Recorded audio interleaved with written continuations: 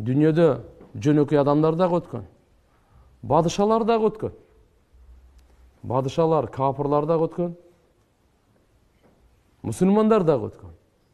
Риваяттарда келет, бүткүл дүйнөнү кармаган, башкарган 4 падыша өткөн дейт.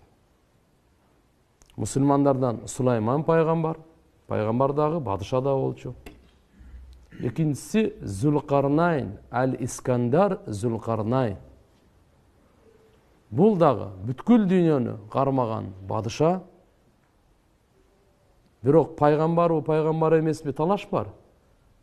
Бирок аулия экенде талашсыз. Салих, муттақи, адилеттүү падыша экенде талашсыз.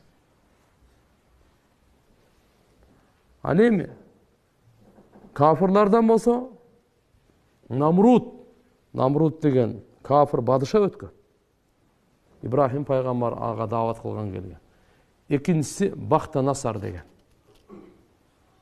Бул Аллах субханаху ва тааля адилеттүү экен. Кээде падышачылыкты мусулмандардын колуна да берген. Кээде мусулман эместердин да колуна берген. Тилкел айям нудавилуха байнан нас. Бул ушундай күндөр кезек-кезек менен бере беребиз. Бийликти дагы, башканы дагы кезек-кезек менен бере берет Алла Таала.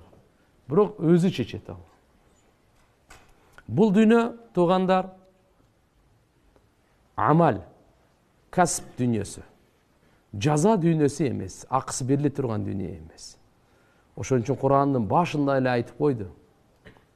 Яумиддин, малики яумиддин, жазанын акысын, амалдын акысы, амалдын жазасын бере турган күндүн падышасы Алла Таала.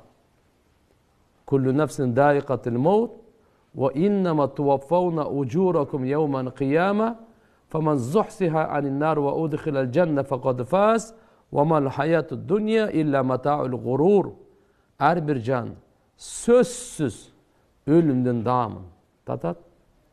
Ал мейли падыша болсун, кул болсун, пайгамбар болсун, жөнөкөй адам болсун, мусулман болсун, мусулман эмес болсун, айырмасы жок.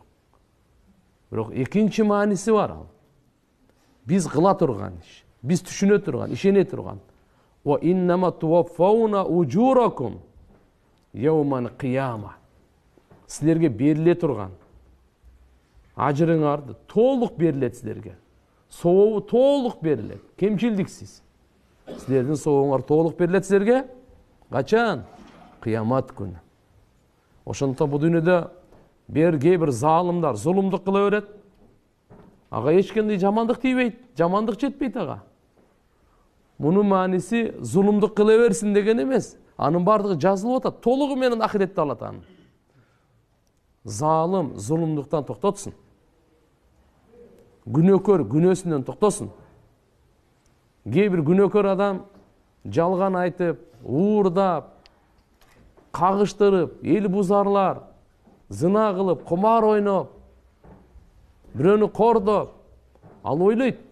Ага эмне бир кээде бул дүйнөдө бир кайгы жетпесе, кыйынчылык жетпесе, себептен бул дүйнө андай амалдын жазасы бериле турган дүйнө эмес да. Амалдын жазасы бериле турган дүйнө тиякта. Кээде келет бул дүйнөдө, Алла Тааланын бунда да маслихат данышмандыгы бар. Ошон үчүн кээ бирде көрөбүз, жакшы иш кылгандардын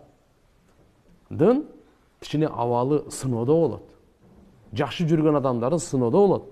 Сыноого кабылгандарды Алла Таала эң улуу сыноо кабылган пайгамбарлар. Андан кийин пайгамбарларга жакындар. Пайгамбарыбыз Мухаммад саллаллаху алейхи ва саллям кандай улуу зат? Бирок 2 күн катар курсага тойгон жок. Жетим чоңойду. Жана башка.